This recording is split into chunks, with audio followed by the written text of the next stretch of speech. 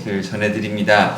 여러분은 성형수술이라고 하면 예뻐지기 위해서, 잘생겨지기 위해서 성형수술을 많이 하는데, 성형수술이라고 하면 뭐가 제일 먼저 떠오르십니까? 뭐 쌍꺼풀, 강남, 압구정, 점 빼기, 아니면 요즘은 점 빼기는 성형수술로 쳐주지도 않죠. 뭐 코나 턱을 예쁘게 깎는 것.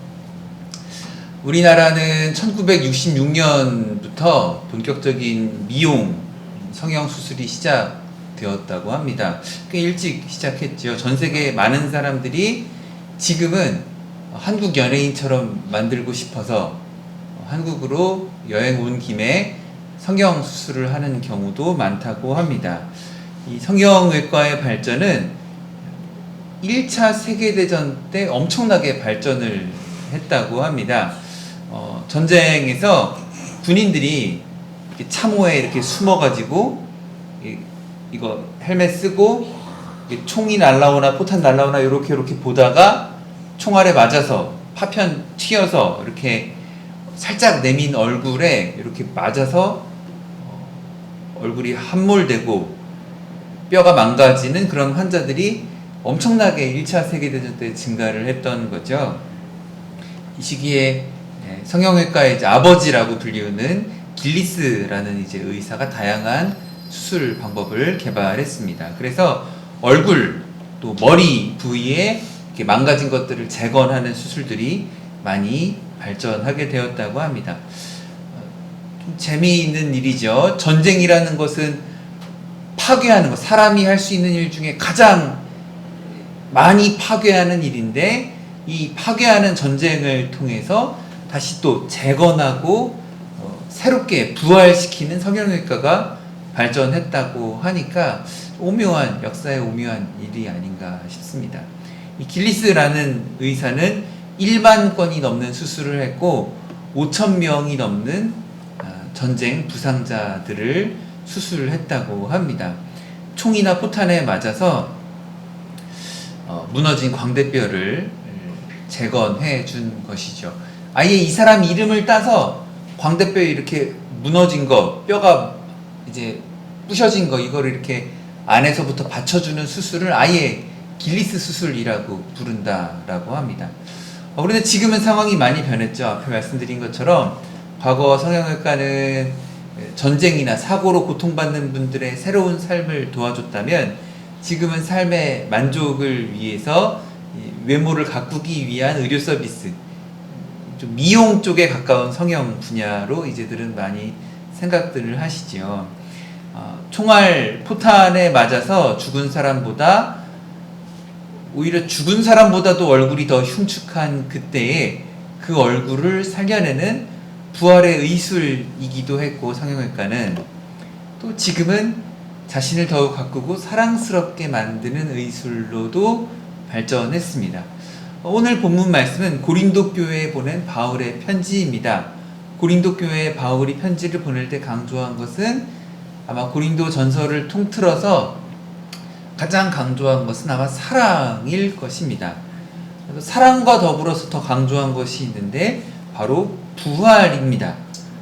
성형외과가 전쟁에서 망가진 얼굴을 부활시키고 또 현대의 사랑의 도구로 사용되는 것을 생각하면 바울이 강조한 부활과 사랑과 좀 통하는 부분이 있는 것 같습니다. 성형수술과 고린도전서 좀 이상하십니까? 조금 더 말씀을 들어보면 더 이상할 수 있습니다. 본문 말씀을 보면 굉장히 이상합니다. 사도 바울이 고린도전서 15장 1절부터 부활에 대한 중요한 얘기를 시작합니다. 부활에 대해서 이야기하다가 갑자기 7절, 8절에 만삭되지 못한 나 같은 사람, 그러니까 굉장히 자기 자신을 낮춰 부르는 말이죠. 아니면 실제로 자기가 그런 말을 들었을 수도 있어요. 칠삭둥이 같은 놈, 만삭되지 못한 우리 지난주에는 애들이 있어갖고 제가 준비한 말씀을 다 못했는데, 다 10달 다 못 채우고 난 놈, 부족한 놈, 모자란 놈, 그런 소리를 아마 바울이 실제로도 좀 들었던 것 같습니다. 왜냐하면 7절, 8절 이후에 고린도전서 15장 9절에도 이야기하는데요. 함께 같이 읽어보겠습니다. 나는 사도 중에 가장 작은 자라. 나는 하나님의 교회를 박해하였으므로 사도라 칭함을 받게 감당하지 못한다. 아멘. 부활 얘기를 하다가 갑자기 이게 자기 겸손 같기도 하고 약간 자기 비하 같기도 하고 이런 말을 합니다.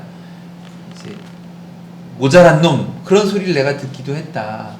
왜냐하면 그런 소리 들어도 당연한 거다. 왜냐하면 나는 사실 교회를 핍박했던 사람이다. 당연히 베드로나 다른 제자들이 나를 향하여 비난하는 말을 할 수도 있다. 나는 박해를 했던 사람이라서 사도라고 칭함을 받을 만한 사람이 아니다. 사실은 흐름을 보면 굉장히 엉뚱한 얘기를 하는 겁니다. 복음의 그 중심, 부활에 대해 이야기를 하다가 갑자기 나는 사도가 될 자격이 없는 사람이다. 그러다가 10절 말씀에 그러나 나의 나된 것은 주님의 은혜다 라는 유명한 말씀을 이어갑니다. 아마도 고린도 교회에 자기 자신의 참된 모습을 회복하는 성형수술처럼 자신의 원래의 모습을 잘 회복시켜주는 것처럼 이런 회복해야 된다. 부활 중심의 신앙이 회복돼야 된다라는 조금은 이제 어려운 말씀을 자신을 향한 그 비난들을 좀 이야기하면서 예를 들면서 이야기를 했던 것 같습니다. 그래서 오늘 말씀은 참 중요한데 고린도전서 15장 말씀을 통해 주시는 중요한 교훈들이 있습니다. 첫 번째 교훈 따라해 주십시오. 부활이 없는 신앙은 위험합니다. 한 번 더. 부활이 없는 신앙은 위험합니다. 예수님께서 이 땅에서 하신 일들이 많습니다. 예수님 가르치시는 사역도 중요했고 기적을 일으키신 것도 중요했습니다. 그 모든 것들이 각각 중요한 의미를 갖습니다. 그런 많은 교훈들과 깨달은 것들, 가르침들이 합하여서 우리의 신앙을 이루게 됩니다. 어떤 사람들은 그래서 예수님의 성품을 강조하기도 합니다. 어떤 사람들은 예수님께서 자연을 다스리셨던 기적의 능력을 중요하다라고 이야기하기도 합니다. 이런 것들 다 예수님의 신앙의 핵심을 이루는 중요한 것들이죠. 하지만 그 모든 것들에 예수님의 부활을 빼놓고 이야기한다면 어떻게 될까요? 부활이 없는 예수님의 신앙은 우리를 향한 그 사랑을 온전히 표현하기에 조금 어려운 부분이 있습니다.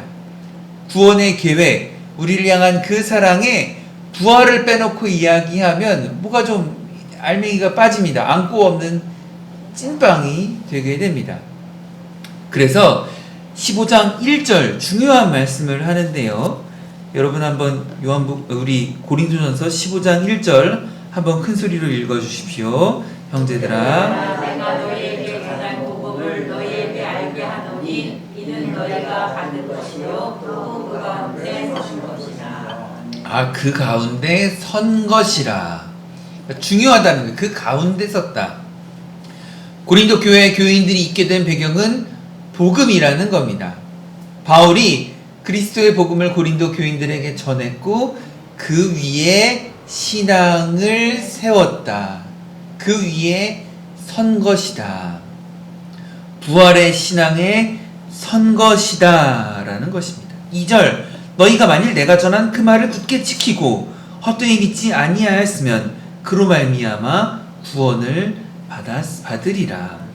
내가 부활의 신앙 복음을 전하였는데 너희가 그 말을 굳게 지키고 헛되이 믿지 아니하였으면 그로 말미암아 구원을 받았으리라. 3절 그 성경대로 그리스도께서 우리 죄를 위하여 죽으시고 상속된 바 되셨다가 성경대로 사흘 만에 살아나셨고 제자들에게 보이시고 여러 형제들에게 일시에 보이셨나니 어떤 사람들은 잠들었고 어떤 사람은 살아있으며 야고보에게 보이셨으며 모든 사도에게 보이셨으며 나중에는 만삭되지도 못한 나 같은 자, 교회를 핍박하던 나 같은 못난 사람에게도 보이셨다라는 것으로 부활의 신앙이 중요하고 아름다운 것을 자신의 그 일을 예를 들어서 가르쳐 주신 것입니다.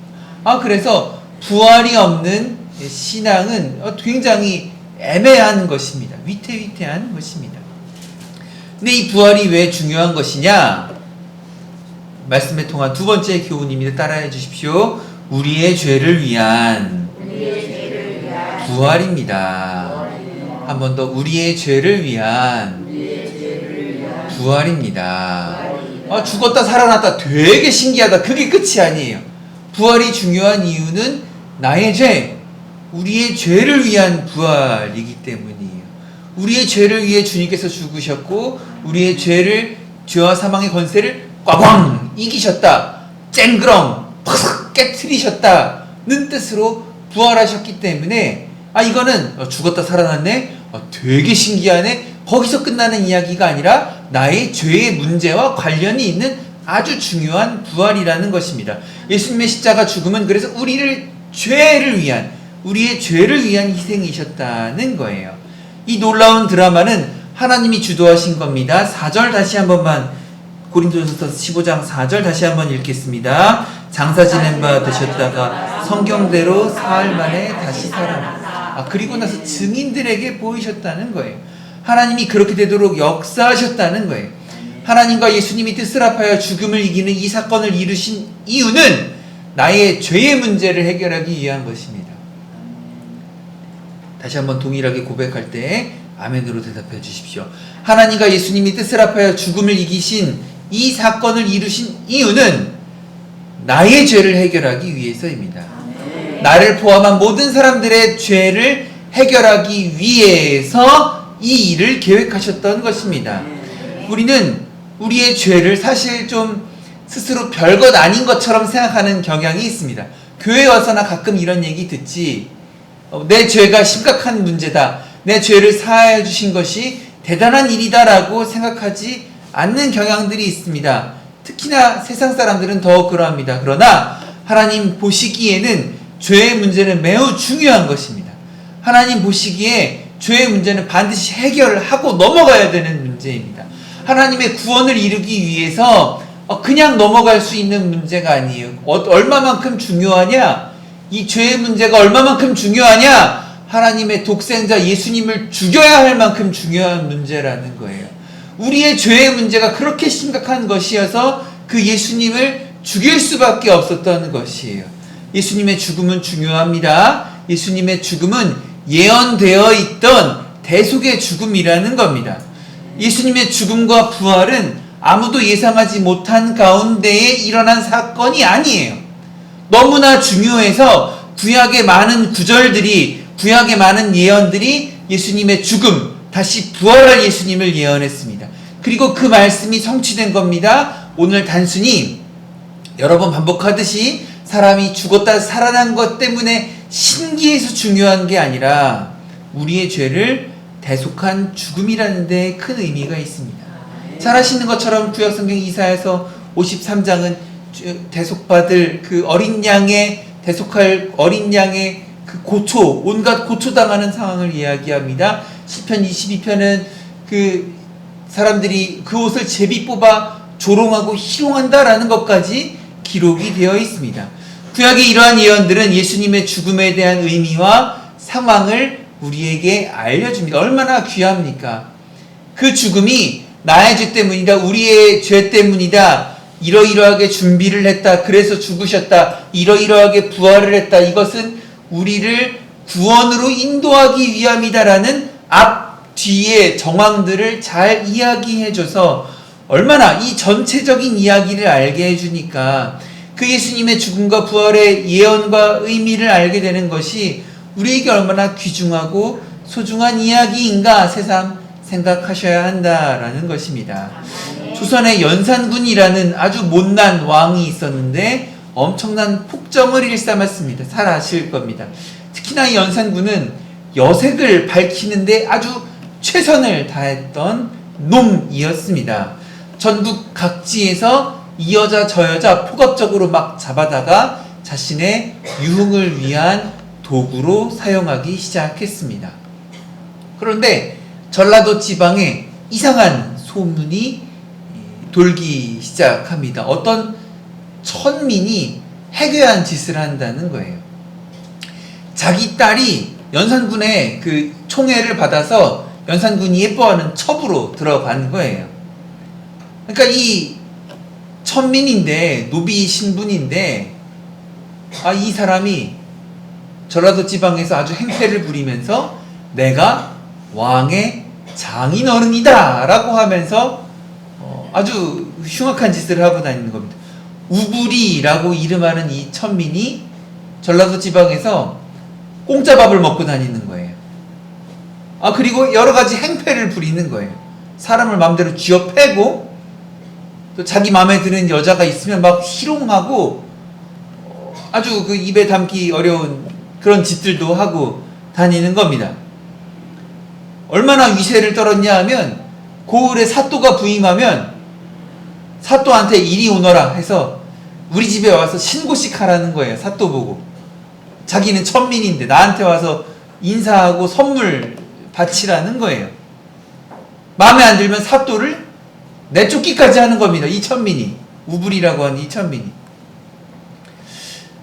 박상이라고 하는 관리가 한양에서 보니까 서류를 살피다가 이상한 거예요. 전라도 지방에 최근에 사또들이 계속 바뀌는 거예요. 도지사까지 바뀌는 거예요. 도지사도 못해 먹겠다고 도망가고, 사또들도 너무 힘들다고 도망가 버리는 거예요. 자꾸 사또가 바뀌니까 행정상에 이렇게 서류를 보다가 이상한 거예요. 그래서 알아보니까 이 우불이라는 천민이 이렇게 흉악한 짓을 한다, 횡포를 부린다. 이걸 조사하다가 박상이라는 이 관리가 그럼 내가 가서 혼내주겠다, 자원을 하는 거예요. 자기가 자원해서 전라도 지역의 도지사 관찰사로 내려가게 됩니다. 이제 이 천민이 새로 도지사가 왔다고 하니까 또 이제 행패를 부리는 거예요. 야, 사람 보내서 내가 왕의 장인어른인데 그 새로 온 박상이라는 도지사 있다며 우리 집에 와서 나한테 인사하라고 해라, 신고식 치르러 와라. 그러니까 박상이라는 이 관리는 이미 알고 있었죠. 나를 부르러 오라고 하니까 아니다, 이리 오너라 하지 말고 네가 오너라 라고 되받아칩니다. 이 우불이라는 천민이 어떻습니까? 제가 세상 물정 모르고 내가 왕의 장인어른인데 나보고 오라가라 하다니 내가 저놈 본때를 보여줘야겠다 라고 이제 박상이라는 관리를 찾아갑니다. 박상이 어떻습니까? 우불이라는 천민이 들어와서 고얀 놈 그러면서 길길이 날뛰니까 이제 군인들을 풀어다가 우불이를 묶어 놓습니다. 볼기짝을 큰 것 때려주고 곤장을 매겨 놓습니다. 이 소식이 한양에 들리니까 연산군이 어떻게 합니까? 내가 예뻐하는 첩이 있는데 이 첩의 아비를 박상이라는 관리가 핍박을 했다. 부하가 나는 거예요. 감히 내가 예뻐하는 첩의 아버지를 그렇게 혼내다니. 여봐라, 저 전라도의 박상이라는 관리에게 사약을 내리거라 라고까지 된 거예요. 어떻게 합니까? 이제 연산군이 사약을 내리니까 이제 사약을 들고 한양에서 전라도까지 탁탁탁탁 내려옵니다.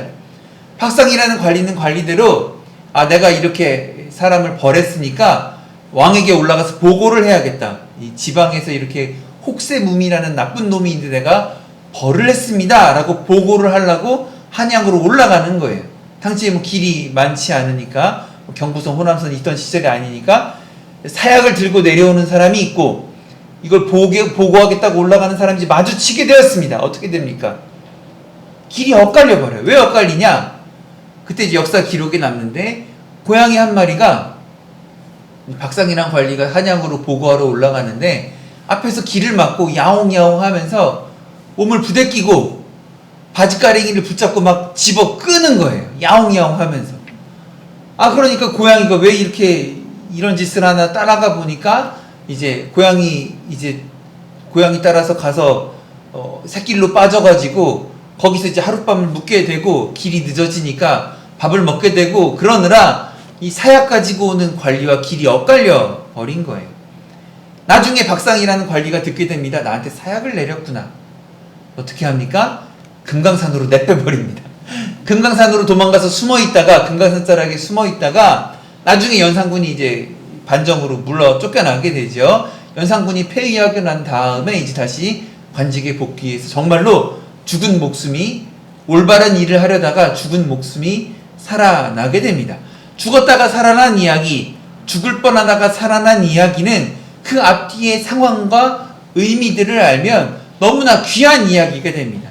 그 사람에게도 귀한 이야기가 되고 오늘날 우리에게도 귀한 이야기가 되죠. 아, 올바로 살아야 되는구나. 나쁜 짓 하면 살면 안 되는구나 라는 귀한 교훈이 됩니다. 예수님의 죽음도 구약시대부터 예언되었던 우리를 위한 죽음, 그리고 그것을 이기신 부활이라는 그 앞뒤의 의미를 알게 될 때에 우리에게 너무나도 귀하고 값진 것이 되었다는 겁니다. 이거요, 우리가 팔짱 끼고 듣는 재밌네, 예수님 옛날부터 예견되었네, 죽었다 살아나셨네, 신기하네, 재밌네 라는 이야기가 아니에요. 우리 이야기예요. 내 이야기예요. 죽어야 할 나에 대한 이야기예요. 예수님이 죽으심을 예언되었다, 죽으셨다, 고난받으셨다, 그리고 부활하셨다. 이거 내 얘기예요. 내 얘기. 금강산에 도망갔다가 나중에 뭐 살아났다, 그런 옛날 이야기가 아니라 예수님이 죽으셨습니다, 부활하셨습니다 라는 이야기는 한번 따라해 주시기 바랍니다. 내 얘기입니다. 한 번 더, 내 얘기입니다. 이거는 우리의 이야기라는 것입니다. 그래서 이 약속이, 이 죽음의 약속이 성취되어 희망을 주셨다는 것이 오늘 말씀의 세 번째 교훈입니다. 따라해 주십시오. 약속이 성취되어 희망을 줍니다. 한 번 더, 약속이 성취되어 희망을 줍니다. 십자가에 달려 돌아가신 예수님이 부활하셨다라는 것은 우리에게 큰 희망이 됩니다. 그 이유는 구약의 예언대로 살아나신 예수님이 우리도 살리실 것을 약속하셨기 때문입니다. 고린도서 6장 2절에 여호와께서 이틀 후에 우리를 살리시며 셋째 날에 우리를 일으키시리니 우리가 그의 앞에 살리라 라고까지도 말씀이 기록되어 있습니다. 구약부터 신약을 거쳐 거듭 예언된 약속대로 구속의 주님이 마침내 우리를 다시 살리시는 것입니다. 말씀을 마치겠습니다. 바울은 복음을 헛되이 믿지 않았습니다. 복음은 바울에게 있어서 아주 개인적인 이야기였습니다.